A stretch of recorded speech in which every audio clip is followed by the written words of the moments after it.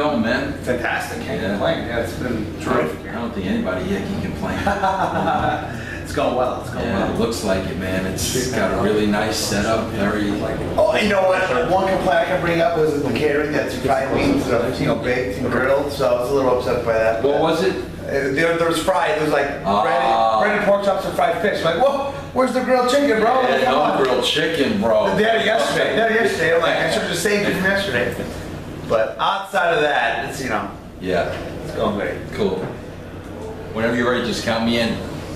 We're ready to go. Is it 3, 2, 1, go. Okay, everybody, I'm here with Cage of Lucha Underground and the specimen of a man sitting across from me. The machine. The machine. And that's, you know what? I don't know about the machine, and I'll tell you why. Okay, now I've been in the business for a very long time. I gave some well-known wrestlers, I helped them with their names. And I'm going to tell you why I don't know if the machine is right. I'll tell you why. Okay, all right. I've never seen a machine do the things that you do. You know, machine, when I think of machine, I think of RoboCop, very robotic. Yeah. That's a machine.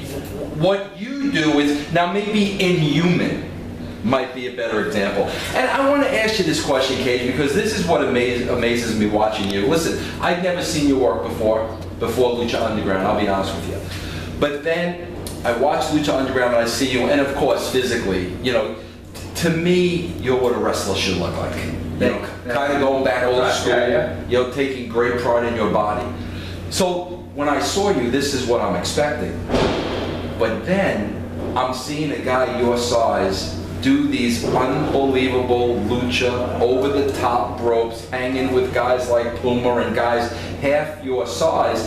And here's what I wanted to ask you. Going back to your training, now a guy your size, let's face it, you probably don't have to do that. But once you do that, of course, now you become unique and nobody's like you. As you're training to become a wrestler and you're developing your size, what in your mind, where do you get the idea of combining the two rather than just go traditional big man? Well, to be quite honest, I graduated high school at like 150 pounds, so I wasn't a big guy always.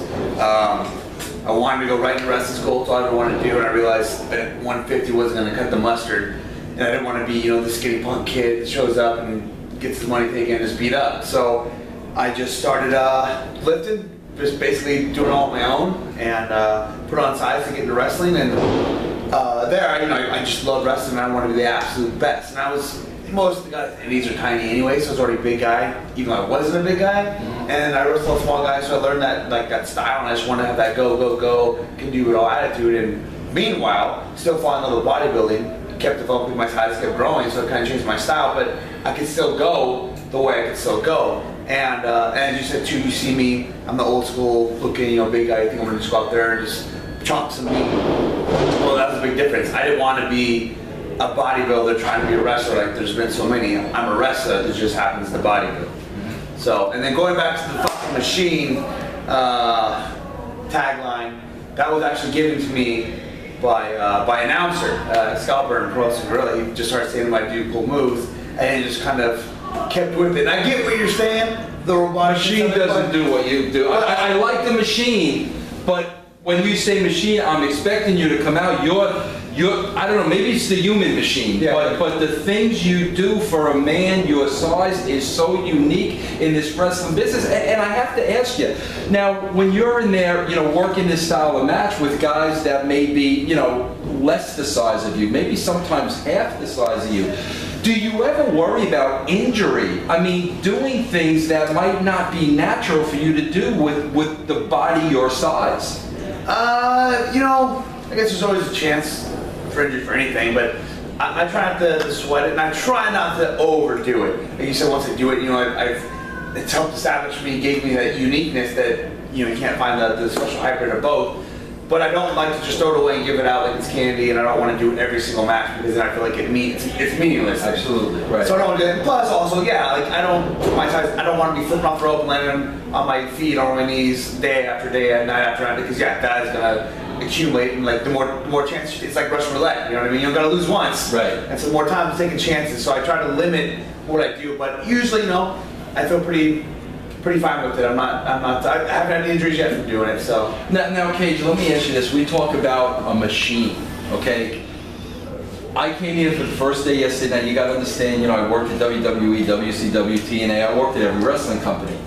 But you use the word machine. When I walk into this building yesterday and I see the place, the way that Lucha Underground is run, I'm looking at a very well-oiled machine when I've been in the middle of chaos, every week when there was a television show. And I'm sure you have too. Yeah.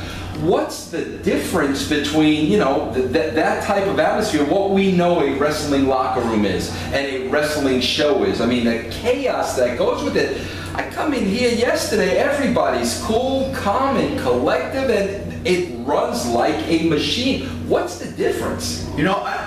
Coming in here the first time too, quite honestly, I didn't know what to expect. I thought it was going to be a little chaotic. I thought it was going to be out of control, a cluster, and I was so pleasantly surprised. I don't know what the exact ingredient is that works so well here.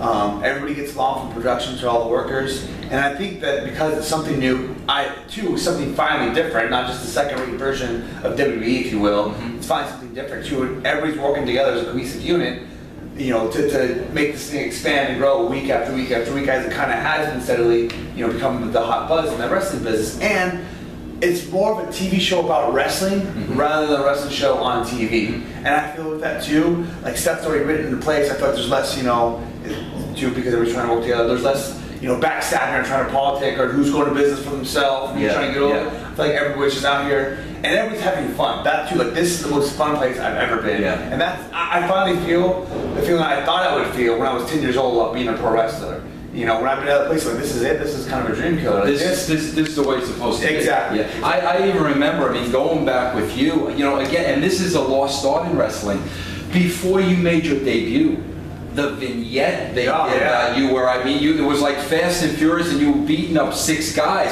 Before you, set foot in the ring, you were already over. I think that's a lost art, and I think, they do that to the T here.